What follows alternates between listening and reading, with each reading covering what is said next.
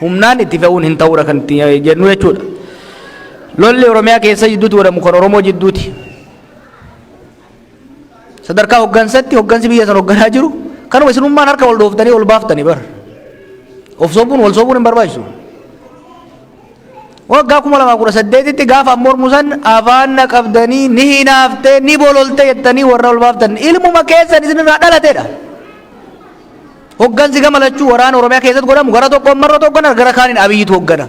And they are both Oromos. Tragedy salphina kana dhoksuu hin danda'amu isin hin dhoksu. Salphina Oromoo keessatti gadeemaa jiru salphina. Sadarkaa hoggansatti Oromoodha. Gadi bu'aa. Lola kana keessatti humna sadiitu hirmaata mootummaarra. Milishaa ganda, poolisii Oromiyaa fi humna federaalaati. Milishaan gandaatii fi poolisiin Oromiyaa dhumaa jiru, nama fixaa jiru Oromoodha. Nu bar keessa jiraanna. Painful ijoolleen nuti hoggannee qabsoo keessa turte gara lamatti baateet wal fixaa jirti. Shawaa lixaa keessa hodhayte, Shawaa kaabaa keessa hodhayte, Wallaga keessa hodhayte, Gujii keessa hodhayte. Kan dhumaa jiru harki 95 ilmaan keessan obbolaa keessani. This is fact. Kuni salphina qaanyiidha. Sablammiin biyya sanii gaafa Oromoon sirna duraasan jijjiiree aangootti dhufu finally haara galfanna. Finally walqixxummaa arganna jee abdataa ture. Nuyi garuu biyyaaf sabaaf sablammoota biyya saniitiif nagaa buusuu dadhabneet wal jidduutu nagaa buusuu dadhabne. I can theorize. Theorii keessa dhaqee sirna mootummaa Itoophiyaati akkas akka warra kaanii odeessuu dandeenya. It's not true. It's not true. Warruma nuti harka dhoofnee fi ol baafnedha.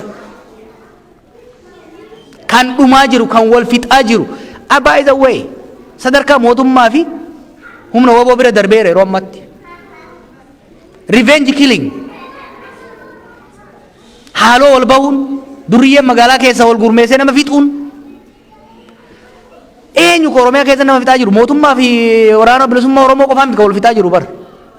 Kan gama lachuu fakkeessee har'a fakkeenya waan Wallaggaa ta'e kana waraana bilisummaa Oromoo anaa miti kan godheedha. Mootummaa waraana bilisummaa Oromootu godheedha.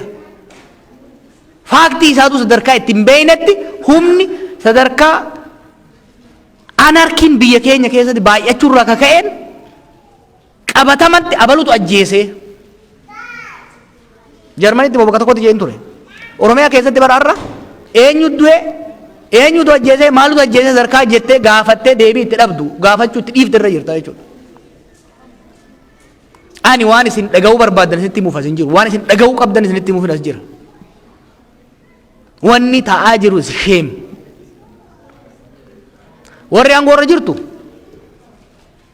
qabsoo dhiigan dhuftee Oromoon amma aangoorra baheera Oromootu aangoo qabaa kanaafuu dhiigan ittisuu qabna siin jedha.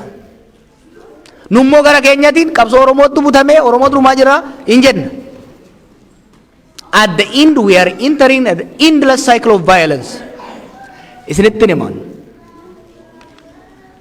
Keessattuu sheerii guddaa kan qabu mootummaadha itti hoggansa biyya kan harkaa qabu mootummaadha lola dhaabuu qaba. Lolli kun dhaabachuu baannaan Siiriyaa taati Itoophiyaan.